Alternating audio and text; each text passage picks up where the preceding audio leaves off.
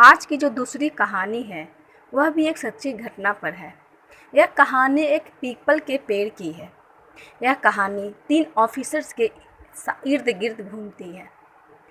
एक घर था जिसमें एक ऑफिसर बैंक कर्मचारी रहने के लिए आए। जब वो उस घर में रहने के लिए आए तो उन्होंने उस घर को देखा तो वो पूजा पाठ करने वाले थे। तो उन्होंने घर में एक पीपल का पेड़ लगा दिया और रोज़ सुबह शाम उसकी पूजा किया करते थे। तो जो बैंक की तरफ से उन्हें जो घर मिला था तो वो उस घर में वो रह रहे थे। तो उस घर का जो मकान मालिक था वह दूसरी जगह रहता था।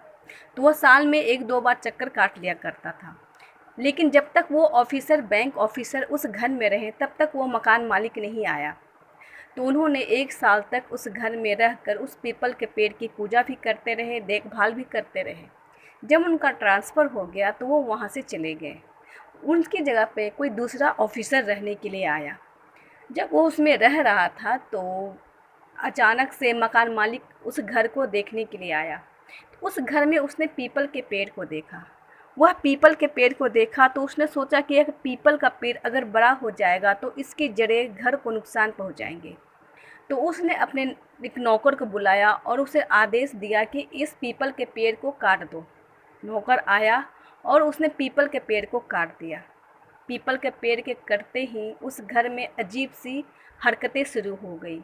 जैसे जो साहब थे, जो ऑफिसर थे, उनकी पत्नी चलते चलते बेहोश हो जाती, अचानक रात में गुर्राने वाली आवाज़ें निकालती और ऑफिसर को भी लगता कि कोई छत पे चल रहा है, टहल रहा है, दौड़ रहा है।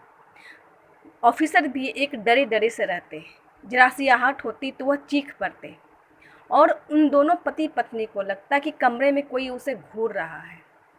उसके बाद उन्होंने वह घर छोड़ दिया। यह खबर पूरे शहर में फैल गई। उसके बाद तीसरे ऑफिसर जब वहाँ रहने के लिए आए तो 1 साल तक पहले वो मकान खाली रहा, कोई उसमें रहने के लिए नहीं आया। तो जब वो तीसरे ऑफिसर उस घर में रहने के लिए आए तो तब तक वह जो पीपल का पेड़ था हरा भरा हो गया था और बड़ा हो गया था। तो ऑफिसर भी पूजा पाठ करने वाले थे, वे भी सुबह शाम दीपक जलाते, उनकी पूजा करते। तो मोहल्ले वाले मैंने भी उन्हें बता रखा था कि इस घर में ऐसी ऐसी घटना हो चुकी है। वे डरते ज़रूर थे लेकिन उन्होंने कभी हावी नहीं होने दिया। उन्होंने अपनी पत्नी को ही बताया कि रात में इसके नीचे दीपक जला दिया करो और इसकी पूजा किया करो, कोई कुछ नहीं करेगा।